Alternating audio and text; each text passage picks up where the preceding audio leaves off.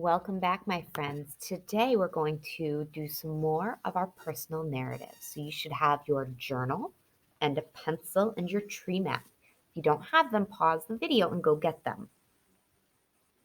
So let's just review.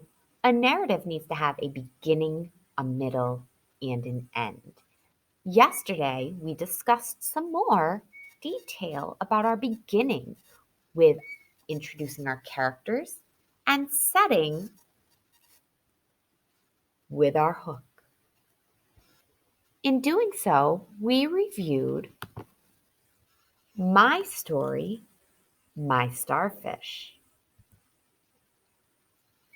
Let's take a look at our tree map. Our tree map is going to be really important to us as we are writing our first draft of our personal narrative because we are going to go back and forth between our tree map and what we're actually writing because we need to use our ideas from our tree map in our personal narrative because this is our guide, our plan that helped us come up with these ideas.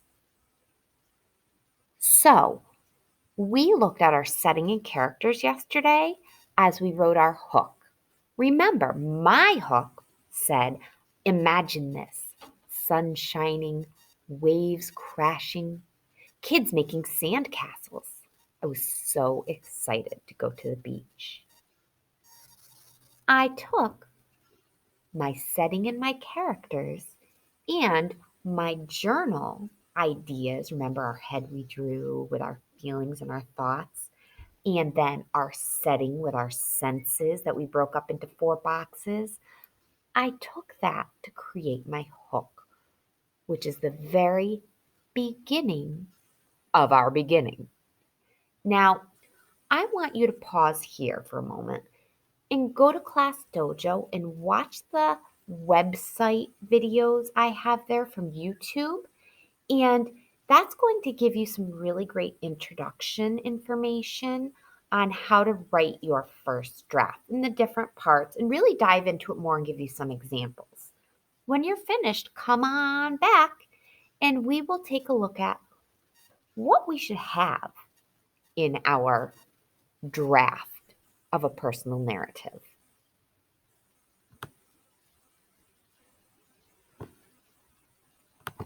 So, my friends, the next thing we're going to take a look at is our beginning, middle, and end rubric. What this means is in this first set of boxes, we have that smiley face. That's our check plus. That's what we want to do. That's the whoop whoop. We did it perfectly. So, what's that mean? That means my beginning, I have hooked my reader, introduced my characters and setting, and beginning events. If I can look at my hook and my beginning and say, yep, I did this, yep, I did this, yep, I did this, then guess what? That's my check plus. But, and you did some, but not everything with the whoop whoop, is I attempted to hook my reader, so you weren't quite there. I introduced my characters and setting and beginning events. My wah wah wah, we need to work harder, information so that we can do a better job with our personal narrative is I did not hook my reader. I introduced my character's setting and beginning event. So if you're missing one or more of those parts, that would be a check minus. Let's look at what our middle should have. I included all of the important events leading up to my problem or big event. I used appropriate linking words to connect events, like our first, next, then, last. That would be our check plus, my friends. That's what we're aiming for. My check would be I included most of the important events leading up to my problem or big event. I included some linking words to connect events.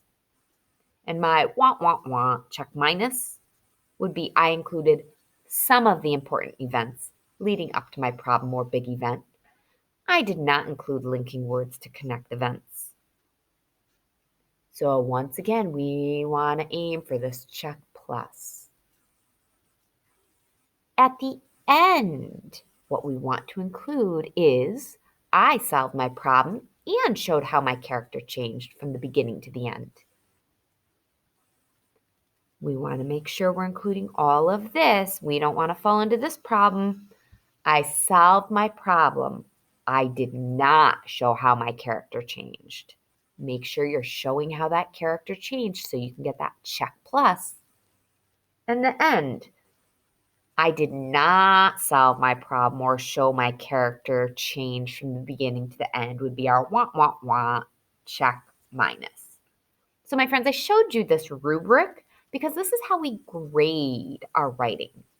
And this is what will go through your personal narrative. And I will look at the beginning and go through each of these steps and circle the one that you ended up with. Remember, we're aiming for this check plus. You can always come back and take a look at this to make sure you're hitting all of these points in your writing.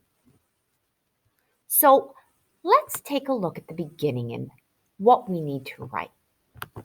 We started off with our hook. Hook the reader. Introduce the characters in the setting. Well, we did that yesterday. Let's reread our hook. I'll read mine, and you can take a moment to pause and read your own. Imagine this: sun shining, waves crashing, kids making sandcastles. I was so excited to go to the beach.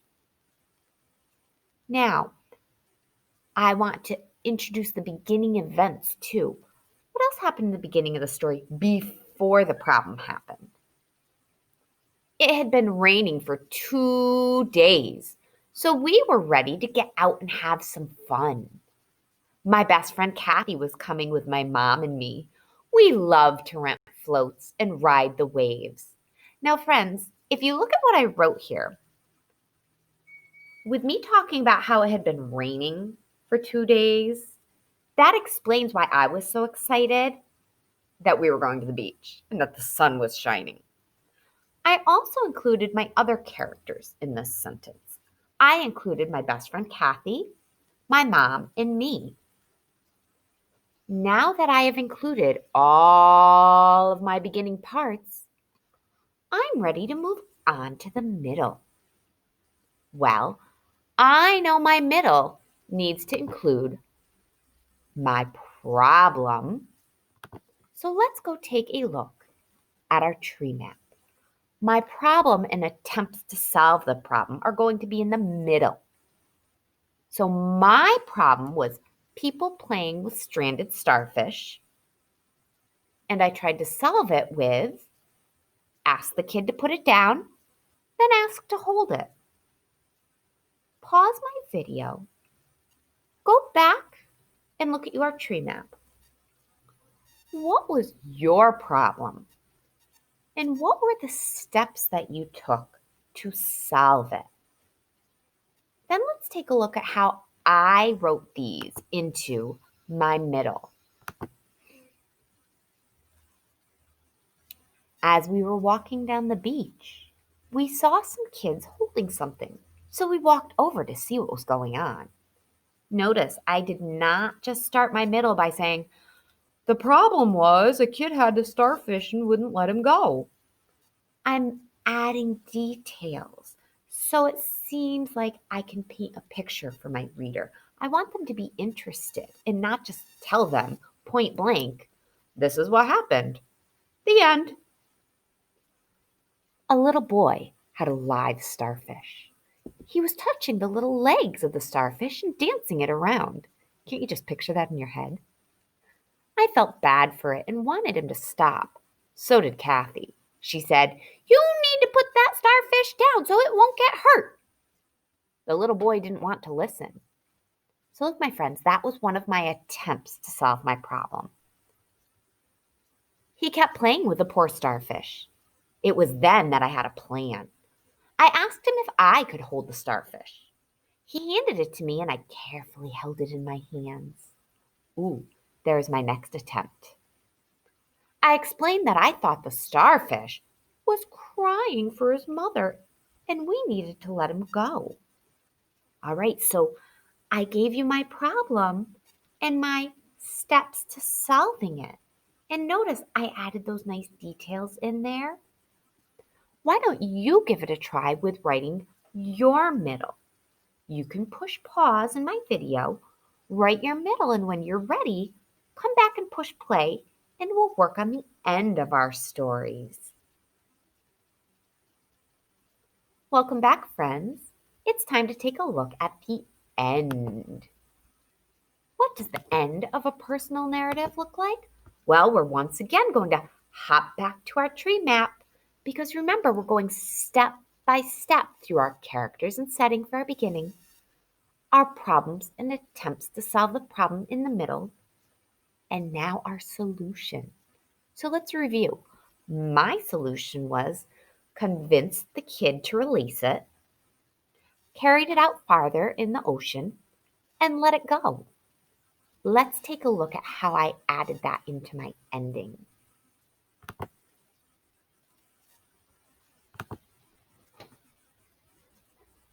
So my end solves the problem and wraps it all up for the reader. Let's see what I did. After a minute, he agreed with me. So I walked farther out into the ocean and let the starfish go. So look, I got right to solving the problem there because I already had my events in the middle. So now I'm solving it in the end, and that signals that this is the end. It made me feel good to help something that couldn't help itself. Then Kathy and I rented our floats and had the best day at the beach ever. Notice right here, my friends, in the beginning of our story, we talked about how Kathy and I were super excited to rent floats and ride the waves. Then I came back to that at the end, that Kathy and I rented our floats and had the best day at the beach ever. So see how that wrapped it all up? I took my beginning and carried it over to the end so that the reader can know, oh, so they ended up having their great day at the beach anyways. That's awesome. I love happy endings. We're going to stop right there for today. I added a lesson onto mine. If you have a lesson with yours, that's what you can write at the end. If you don't, then you would be done writing for right now. Let's just take a look at this lesson. If I hop back up to my rubrics and my tree map, I have my lesson learned. People usually want to do the right thing. Now, if people usually want to do the right thing, I am simply going to come back to the end and add in, I learned that sometimes people don't like to be told what to do, but they do want to do what is right. So I said it a little bit differently in my story just so I could make it blend in with the rest of my writing. All right, my friends, put that pencil down for a minute. Whew! You finished with your exclamation point or period or whatever your end mark was. Does that mean we're all done? Nope. Good try, though. What that means is we're going to go on pause for a moment. We're going to take a step back from our writing. And on Monday, we will come back to our writing and take a look at our rubric again so that we can go back through our writing and make sure we have all our parts. Okay, because remember, we want that check plus area. For today, though, you did a phenomenal job learning about and writing your beginning, middle, and end of your personal narrative using your tree map. If you're not finished, please take the time to carefully write that into your journal for today and to watch the links that are on Class Dojo for writing a personal narrative. All right, my friends, amazing work. Great job paying attention and focusing and doing your very best to create your first personal narrative. See you soon.